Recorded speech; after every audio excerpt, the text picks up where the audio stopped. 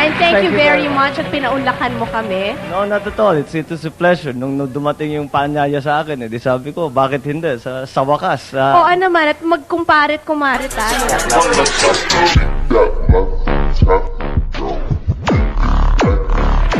Hello po.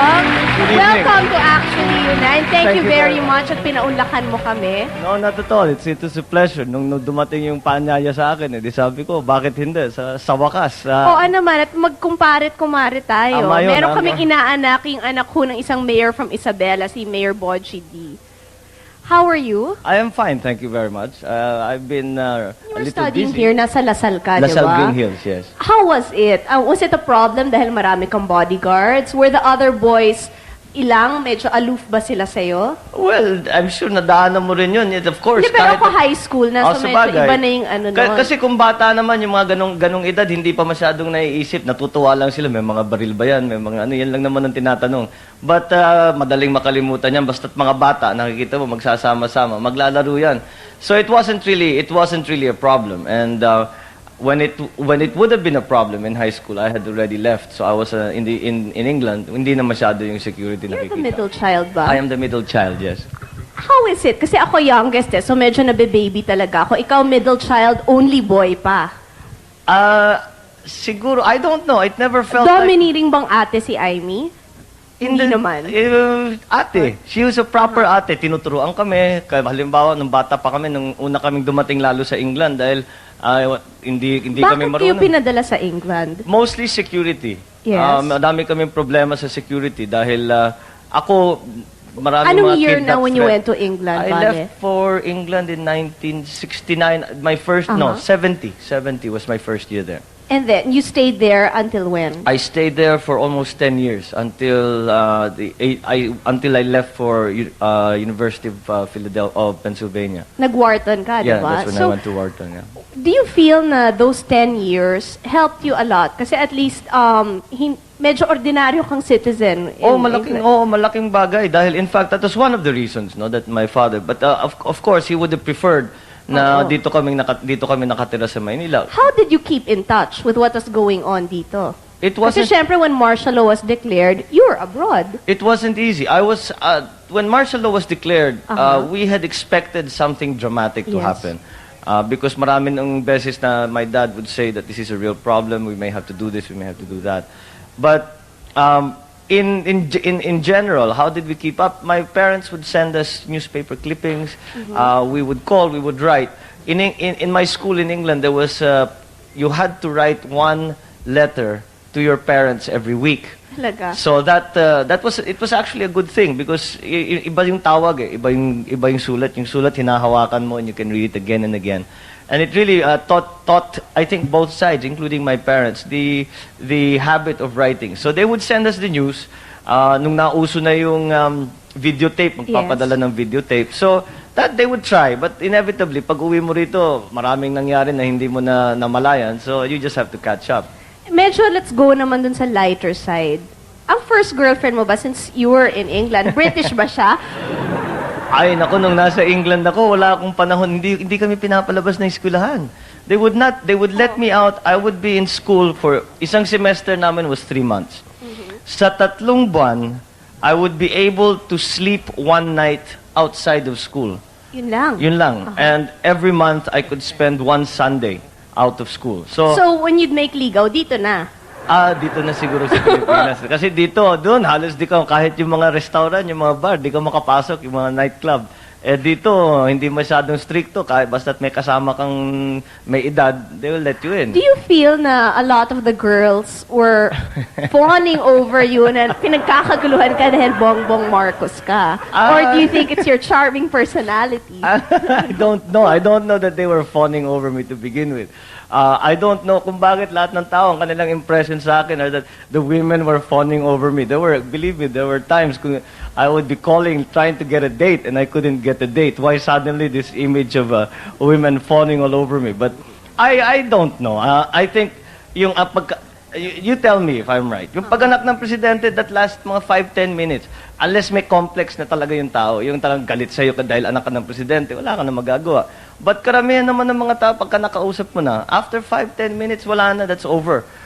except for the fact that you're surrounded by Would armed anybody have the guts to say na, oy, pare, galit ako sa'yo, bakit ganyan naman ang mga magulang mo? Would they dare do that to you?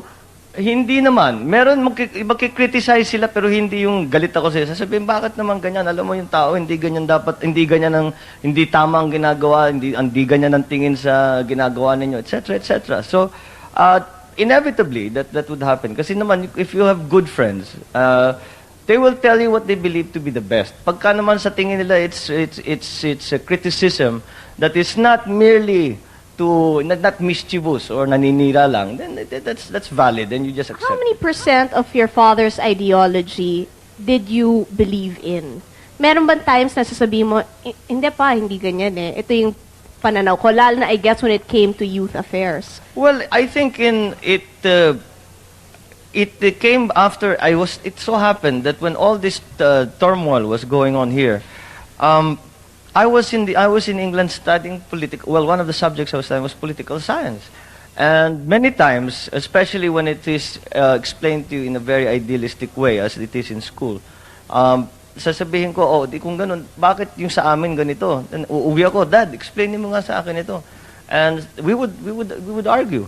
And I came around to his way of thinking. And in terms of the pure fundamental ideology of what my father was espousing, I think that still is valid even today. Of course, the time has changed and much has changed. The Philippines has changed. The Philippines have changed. You talked about, nandito ako nung pinag-uusapan ng kabataan. Ang kabataan ngayon, napakalaking iniba na kaysa sa kabataan na nakaraan. Do you think pwede pa tayong bumalik dun sa, could it be possible na martial law would come back to the Philippines? Could a person be as strong as your father was? Or do you think we have enough electoral safeguards ngayon at malakas na ang Senado at Kongreso na imposible nang mangyari yun ulit? Well, speaking as an oppositionist, I don't know. I don't know na malakas na ang Kongreso at saka ang Senado because the Pangasinan Express is one term that has been used about the House about the Congress. But I think it is not how my father was able to consolidate his foundation was really the key. And if we are going to talk about martial law, ang inaasahan mo, ang sinasandalan mo dyan, ang militar. Yes. At kung ang militar ay nahati, hindi mo magagawa ang martial law dahil pag nag-declare ka ng martial law, kalahati lang sasama sa'yo o ilan lang sasama sa'yo. Yung iba, tumututol, kakalabanin ka pa. So, it won't work. It really, many people have the impression na naging ganun yung ama ko dahil naisipan niya mag-martial law. Hindi sa ganun. Ang nangyari, inisa-isa niya yan and he had to consolidate his power, the foundations of his power. And you cannot, it is not something that you do by the stroke of a pen. It is really a political exercise by which you bring all the forces allied to you together. Na pag you declare something like martial law, I do not believe that the military is as united or has been as united since the events of '86. But are we better off this way now? Wala tayong General Verna, strongman lang, na medyo yung power talaga is divided. We are talking about friends of mine, so I would beg to differ. I would beg to differ about your outlook. So, but I don't know. The military should really be as one. And it is, I spent a little time in the military. And to see soldiers literally shooting each other is a very painful thing. And that is something that is to be avoided. So if we can avoid the involvement perhaps of soldiers in politics, maybe that would be something. But the way things have happened, the way the history has unfurled itself, is that I would say that the soldiers have perhaps also earned a right to be part of the political process. Now, how they will exercise that right is something that we in the Philippines will have to discuss for ourselves and decide for ourselves. You're not talking naman about a junta. No, not necessarily. Not necessarily. You see, there is an idea, especially from the Western governments, that the civilian authorities over the military should be paramount. I agree with that. But whether or not the military should be allowed to make themselves felt as citizens is perhaps another question that we in this country, paano mo ngayon paatrasin ang RAM sa politika? Hindi na naman sasabihin, let us now suddenly declare that all military people are not allowed to involve themselves in politics. That would be crazy because you just couldn't do it. Siyempre naman, dahil sila botante din. Hindi lang sa ganun, nandyan na sila. Pinapag-usapan natin si Greg Hunasan kung tatakbo o hindi. Nandyan ang paano mo sasabihin? Kung tumakbo siya, iboboto mo ba siya? Si Greg, depende sa plataforma niya. So far, sa pinapag-usapan, yung napapag-usapan, he is still reformist. And what he intends to do, what he has said that he would do. Does it impress you? It seems to jive with much of my thinking. So I would like to get into it more. I would speak to him about it. But on the face of it, I would say that perhaps we would have much in common. Kinukyu na nila ako. But before we go to our commercial gap, I need a lighter question from Tita Swarding. Gusto ko marinig yung bong. Thank Yes, you, Tita Kris. Swarding. And good evening, Bongbong Marcos, no? Kasi Bongbong, nung tumawag ako sa phone sa office ng office mo, no, sa congressman's office, para bang hanggang ngayon, binabanggit pa ang Kris at Kris sa'yo. Totoo bang nagkaroon ka ng crush kay Kris Aquino? Aray ko naman, Diyos ko! Okay, sasagutin ni Bongbong yan. After you pause for this, please don't go away. We're back, Arnelli. Ako na pala. Embarrassed daw ako sa tanong nyo. Kalain ni Bongbong, pinafeed ko yan. Alin ang alin? Yung kung nagkaroon siya ng crush sa'yo? Yung ba yun? No, hindi, Kris. Tita Swarding, you're so embarrassing. Talaga? Sorry, Kris. Pero nung nakausap ko kasi yung secretary ni Bongbong sa office, lagi daw binabanggit yung Kris Aquino hanggang ngayon. Totoo yan. Pagka lumalabas ako, Yan. Ito nagka-crush.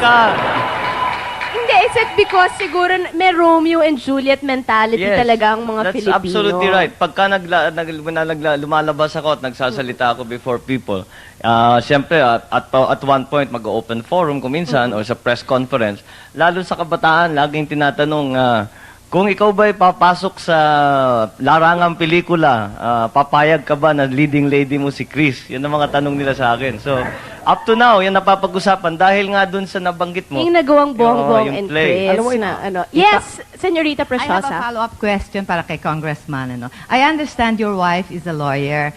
What is it like to live with a lawyer wife? Does she nag? Do you argue a lot? Do Will you she be debate like, at the dinner table? Hillary Rodham Clinton. Well, si Lisa ba has the Lisa, tendency? no. Lisa is, you know Lisa. Yes, I know She's her. not at all like that. Lisa does not bring her work home. Pagka, Is she a practicing lawyer? yes, she is. She is practicing Corporate right now. or criminal? She was in litigation, but she's now sort of going towards corporate more and more. On a professional basis, lalo na in my work, I need legal opinion. And kung nagbabasa ko or something, and there's nobody else to ask, I need a legal opinion. I am lucky to have my wife. So to be you able work to- hand in hand with Well, your wife? no, we in terms of profession, because she is a professional and she's a lawyer and she's a very good one because I've worked with her. And so when it comes to lawyering, sasabihin ko, hindi naman talaga ako abogado, so tatanong ko sa How kanya. active is she in politics? Does she go house to house din pag kampanya? Or She's slowly getting into it. You know, hindi naman siya sanay sa politika. In fact, pagka sinasabihan siya na kailangan siya pupunta rito, lalabas dyan, she always says, I'd rather work quietly behind the scenes, maybe help with the arrangements and how all is that. your mom as a mother-in-law? Oh, she's great. She's great. talaga? Oh, yeah. In fact, I always tease her that she's nicer to the in-laws than she is to her actual kids. She's much stricter with the kids. With Greggy and Tommy and Lisa, she's always very supportive.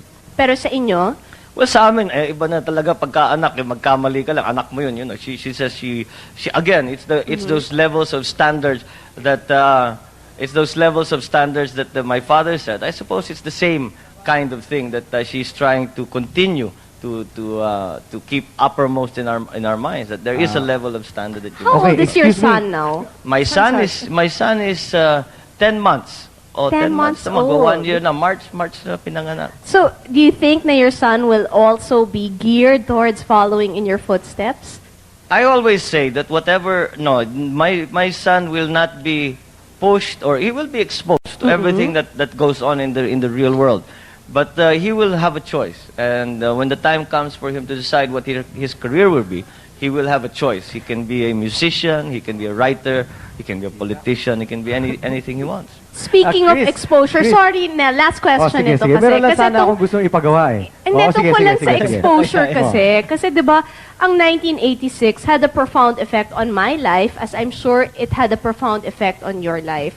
Do you think na with what happened, did it bring your family closer together? Dahil di ba, in the face of adversity talaga, sino bang nag-unite kung hindi yung magkakapamilya? Totoo yan. At pagka sinasabi sa akin, what are the good things that happened, because of this, the exile.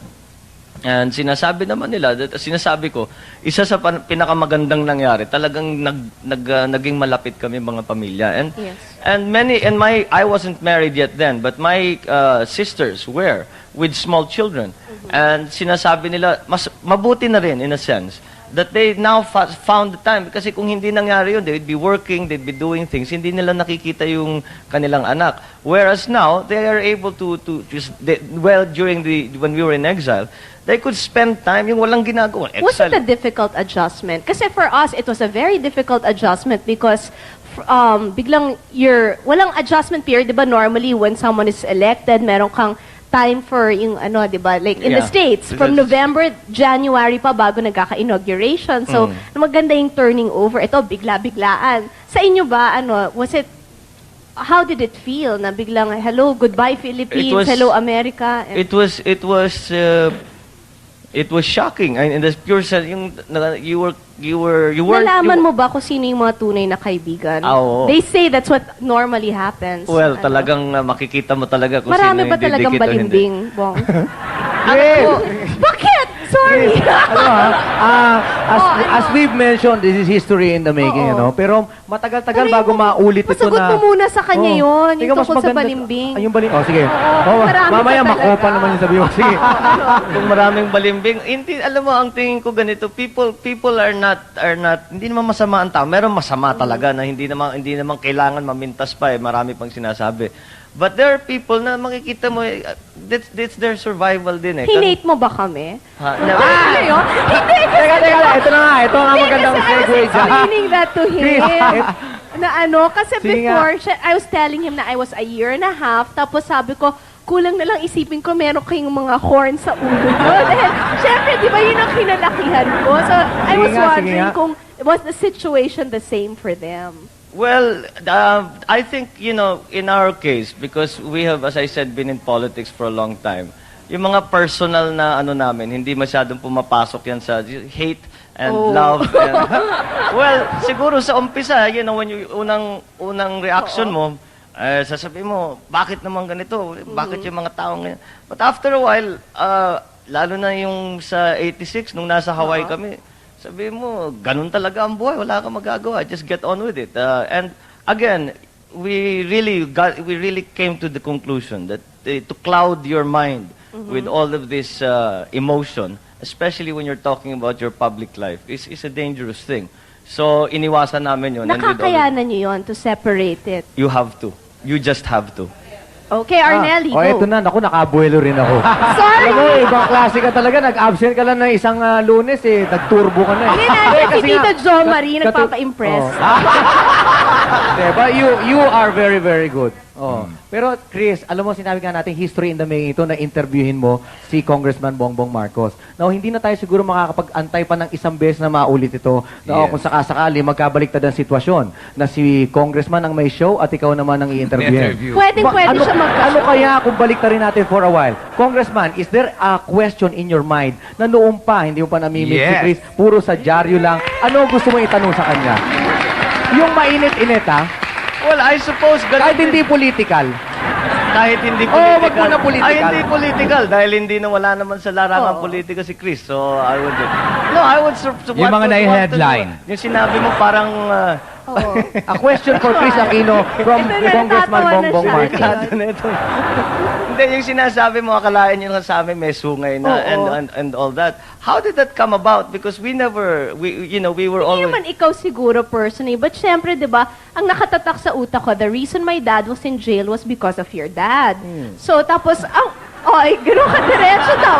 Hindi, totoo naman ho talaga yun. Kasi nga, I was explaining to him, I was only 18 months old when martial law was declared. So, 18 months lang ako nun. So, syempre, ang kinalakihan ko, dumadalaw kami sa Fort Bonifacio. And tinatanong ko, bakit ganito? Bakit ganyan? And syempre, bumabalik sa daddy mo. But then, I remember, of course, na your mom was very nice to my dad nung nagka-heart attack ang daddy ko at ang mommy mo nag-facilitate na makapunta kami sa Amerika. So, hindi naman ako blinded totally na lahat ng ginawa nyo evil. Hindi naman ganon. Pero, hindi, I once saw your dad when he came to the palace. Yes. Na balitaan namin I was hanging around. Si Daddy nag-iisa sa opisina niya. Sabi ko, bakit walang tao? Bakit walang bisita? Sabi, pupunta si Ninoy, mag-uusap silang dalawa. And your father arrived. And I was so surprised, nakatago ako sa likod. As usual ko, basta't may alam kong medyo importanteng nangyayari. Like, you talk about history in the making. That was history in the making. Nakatago ako sa likod. And I was so surprised. Ang tawagan nila, Brad. Because they were both Hindi, from sa Upsilon, di ba? And I remember a question that my father asked. And it's, your father asked this. Sabi, Brad, bakit mo naman ako kinukulong? Bakit mo naman ako linagay sa Fort Bonifacio? Ang tanong naman ng tatay ko sa'yo, Brad, kung ikaw nasa posisyon mo, sa posisyon ko, hindi mo ba gagawin? Yun, nagtawanan silang dalawa. So I suppose they were able to see further than Well, that. siguro, di ba, pagka mag-anak ka, mas matindi talaga yung Talaga, nararamdaman well, mo. sa bagay, kung gano'n ang Kung siguro, papagos. if 8 months from now and you were jailed, siguro, yung anak mo rin naman, siguro, yun ang kalalakihan. Kung sino man yung in power at that time, will also be, I guess. Well, I suppose it's inevitable that would happen. Basta especially sa Philippines, where the politics is taken so personally. Yes. Napakalaking problema natin yan dito sa Pilipinas. Dapat ang politiko hindi naman dapat pinapasukan ng personal. But In fairness naman, I've always said, every time napapanood ko si Bongbong na napakatalino niya, napaka-articulate na, at mukha naman siyang hindi makakapatay ng tao. So, yun naman ang sinasabi, di ba? Mukha siyang mabait talaga. Chris? Yes. Excuse me, no? Ang ganda kasi ng discussion na talaga sobra over my dead body.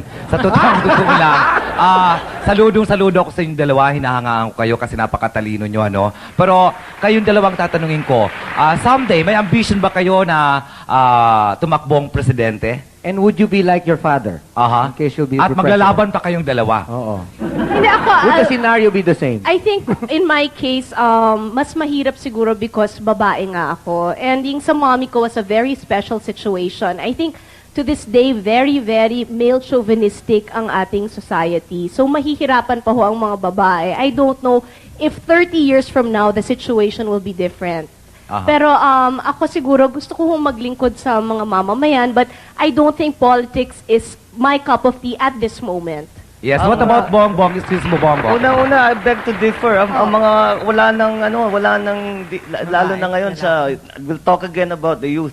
Yung mga kabataan, yung mga chauvinistic na dating cultural impediments natin, wala na ngayon yan. And I would say that certainly, in our society, there are so many women are dominant in their societies. As sa Ilocano, talagang matriarchal society kami, and we really respect the role of a mother, wife, and the woman in So I guess you in make our a very culture. good husband kasi di ba? Well, I try. Maganda yung ano niya. What about you? Yung About tanong running namin for the sa'yo. presidency, I don't know. Is it one step at a time? No, I did Yung not ano? enter politics to become president. You entered it for what purpose? I entered, very specific yung akin. Doon lang nasa Hawaii kami. I remember when we arrived, they literally took everything away from us. And when we arrived, we had nothing. And ang mga tumutulong sa amin, yung mga Ilocano, alam naman natin, ang daming Ilocano doon sa Hawaii. And po, lumalapit sila, tinutulungan kami, nagluluto sila, pinapakain kami, nagkoleksyon pa para makabili ng refrigerator, kung ano-ano. So, you can imagine, this is somebody who Mararamdaman mo talaga yeah, yung pagmamahal ng mga tao. So, ang aming iniisip, sabi, kailangan natin magpasalamatan itong mga ito. And this is how well do you serve the province? But also, I wanted to be part of the national debate. So I Yes. entered, sabi ko, ideal ang Congress. At hindi ko naman iniisip ang pagka-Senado. Napapag-usapan na lang yan. So I guess here we are now, life as a way of surprising us. And now that I'm here, but I did not go in, uunahin ko yung congressman, tapos magsisenado ko, tapos tatakbo ko bilang Pangulo. Hindi ganun ang pag-iisip ko. Ang iniisip ko lang paano makapagsilbi sa tao. And we will see if that comes. But it is not the end result. Because ang unusual sa atin dalawa, nakita natin yung pagkapangulo, hindi lang yung sa television. Yes. Nakikita natin kung gaano kahirap talaga yun. And 20 years I'll ask you, is a napanood mo long- ba ang Dave? Yes. Yeah. Kasi kaming lahat talaga tuwan-tuwa dun sa pelikula Oh, ngayon. I Did you remember. feel the same way? I Na felt ano? it would have been wonderful if we could have done something like that. But Oo. unfortunately, hanggang sine lang yun. But it would have been nice. It would have been nice to have taken a little bit of a break. Okay, before we close, I guess ang tatanungin ko lang si Bongbong, do you think that the name Marcos is an asset or a liability in terms of politics? Sobra bang expectations ng mga tao sa'yo? Well, in a sense, it is a liability in that sense because kahit na sinasabi ko, no, actually wala naman akong binabalik at you will be president in 10 years. Maraming mga ganun. And you know, you cannot say na, no, I have no intention. That it's somehow disappointing to them. But that is not essential an essential problem. I think overall, in fact, I have not yet found a situation where it has been a liability. After all, I can come and speak to you on your show. So being a Marcos has not held me back in any way. It's our pleasure to have you, di ba? Would you like to leave a message since nationwide napapanood tayo ngayon, lalong-lalo na siguro sa constituents mo sa Well, Ilocos? lalo na ngayon na napapag-usapan natin ng mga kabataan, I would just like to... You feel you're still part of the youth? well, maybe I'm... Pwede pa, di ba? Kasi under 39. Hirap na, namimilit na. But I still All feel... your life kasi, bale, both parents are very active in politics. Do you think that is what has led you to go into this kind of life?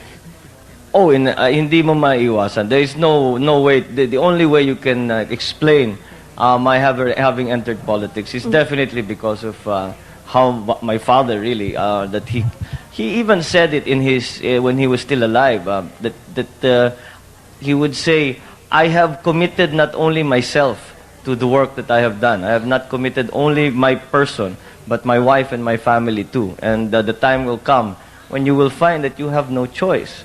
Not to enter politics, but perhaps in the positions, in the kind of causes that we would champion. So, matagal na talagang alam na namin na kahit papano, yung ginawa ng aming ama will affect us for the rest of our lives, in whatever fashion. So, and it's turning out to be true because how can something that dominant be suddenly just go away? So kahit na ngayon ilang taon na ito, we're still feeling the effects of what my father did, and I have no doubt to the day I die I will be feeling those effects.